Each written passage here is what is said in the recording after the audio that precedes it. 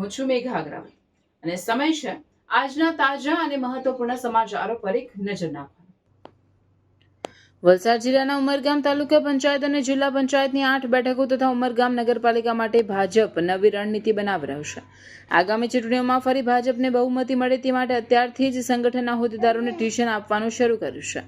ભાજપ દ્વારા મૂકવામાં આવેલા પ્રભારીઓ અને ચૂંટણી ઓબ્ઝર્વર તાલુકાના અલગ અલગ હોદ્દેદારોને ચૂંટણીલક્ષી કામગીરી કરવા સૂચના આપી રહ્યા છે। ઉમરગામ તાલુકામાં એક સમયના કોંગ્રેસ શાસન હતું, હવે એના ભાજપ અને કબજો કરતા કોંગ્રેસ પાસે સમ ખાવા પૂરતા પણ સભ્યો નથી, છતાં વધુમાં વધુ મતદાન થાય અને ભાજપ બહુમતીથી જીતે તે માટે રણનીતિ બનાવી મતદારો સુધી પહોંચવા આયોજન કર્યું છે।